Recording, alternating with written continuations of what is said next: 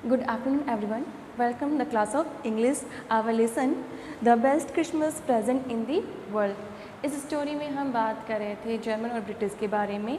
तो यहाँ क्या होता है, गेम होता है। उन्होंने सोचा कि अगर हम गेम के द्वारा युद्ध को रखा जाए तो कोई भी व्यक्ति क्या होगा, मरेगा नहीं, ना ही कोई बच्चे क्या होंगे, अनाथ होंगे, और ना ही कोई क्या है, महिला जो पत्नियाँ हैं वो विधवा होगी। आगे क्या होता है देखते हैं।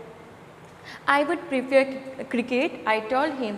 तो ब्रिटिश जो अधिकारी है वो जर्मन के अधिकारी को बोलता है कि मैं क्रिकेट को खेलना ज़्यादा पसंद करूँगा, उसने उसे कहा।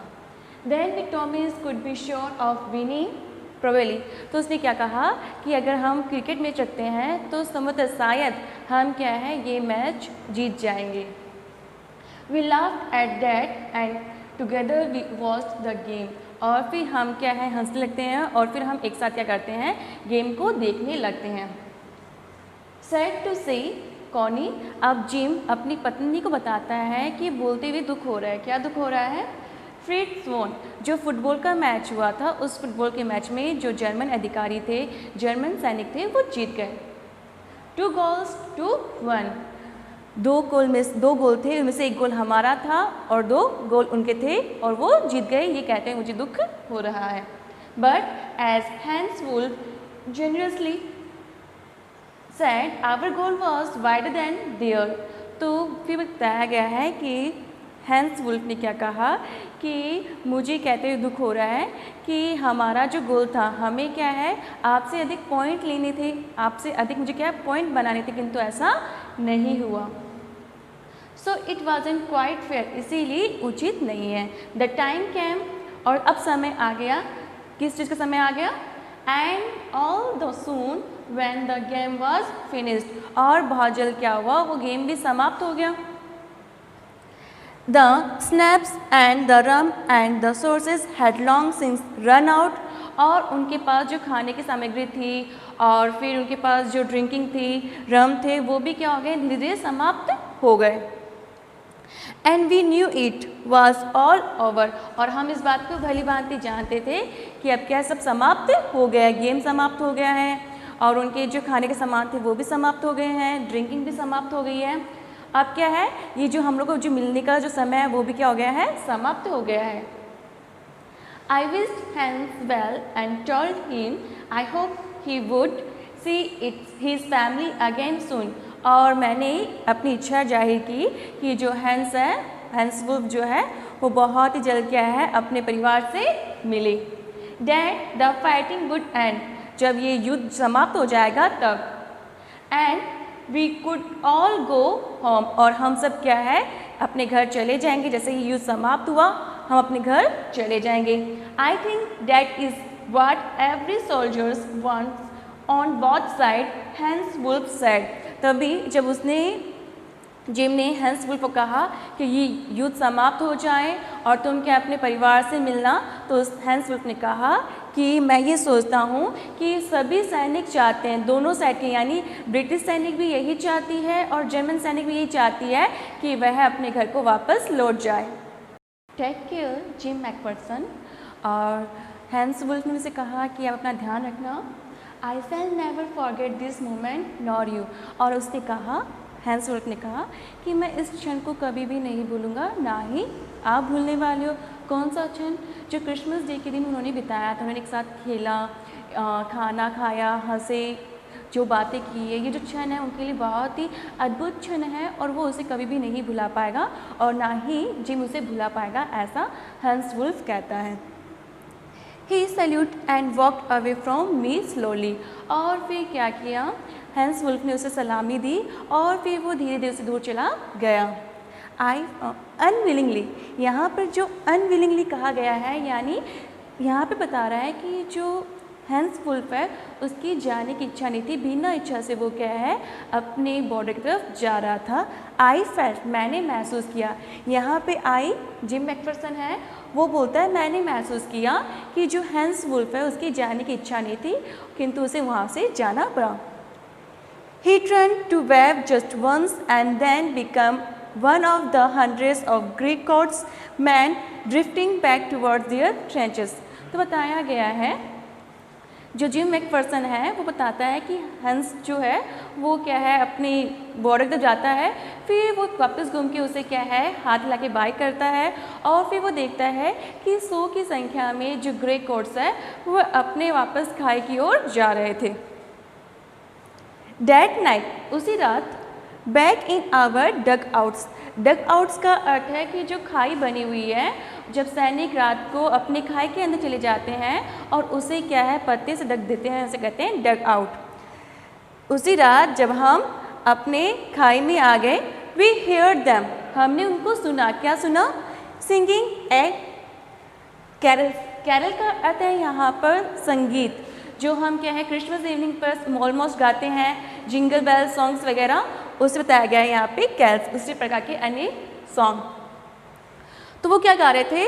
वो गीत गा रहे थे and singing it quite beautifully, और बताया गया था वो जो गीत गा रहे थे बहुत ही सुंदर तरीके से वो गा रहे थे। It was Stille Nacht Silent Night, और वो कौन सा गीत गा रहे थे?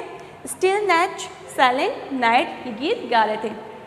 Our boys gave them a rousing, rousing करते हैं यहाँ पे सैगान। Course of wild spirit was, तो बताया गया है कि जो ब्रिटिश सैनिक क्या करते हैं, जब जर्मन सैनिक गीत को गा रहे होते हैं तो उनको उनका उत्साह बढ़ाने के लिए वह भी उनके साथ गाना आरंभ कर देते हैं, और जब उनका उत्साह बढ़ा रहे हैं तो वहाँ पे जो भेज आने वाले व्यक्ति हैं वो उन्हें देखते हैं।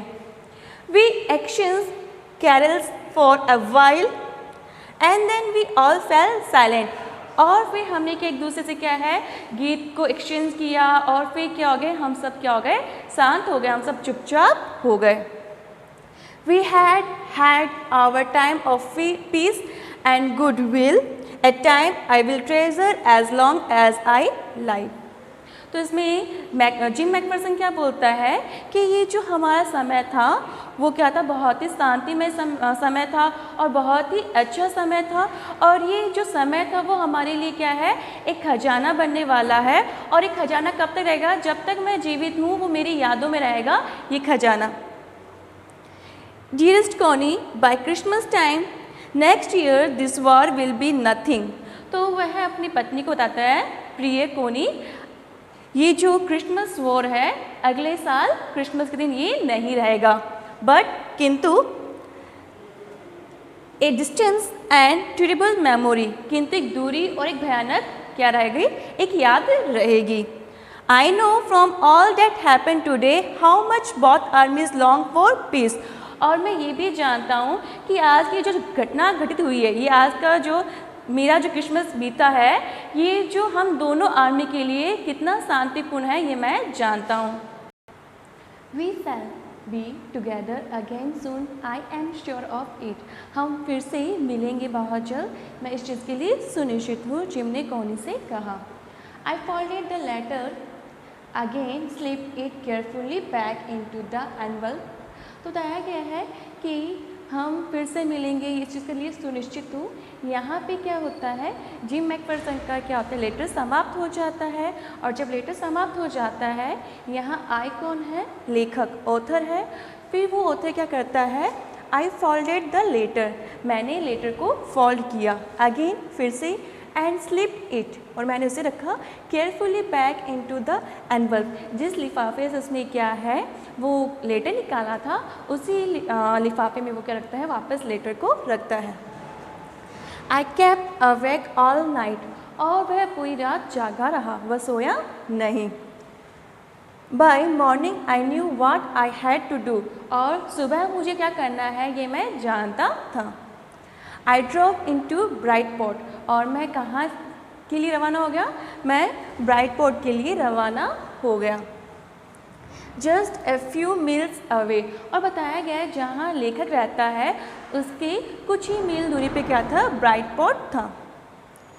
आई asked a boy walking his dog where Copper Beeches was, तो बताया गया है कि वहाँ पे एक लड़का बॉय था जो क्या अपने डॉग के साथ टहल रहा था, वह जो लेखक है उसे पूछता है कि कॉपर बीच कहाँ है। House number 12 turn out to be nothing but a burn out shell, the roof gaping, the windows boarded up।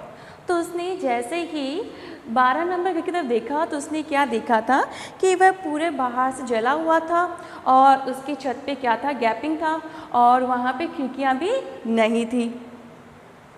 I knocked at the house next door and asked if anyone knew the whereabouts of Mrs. McPherson।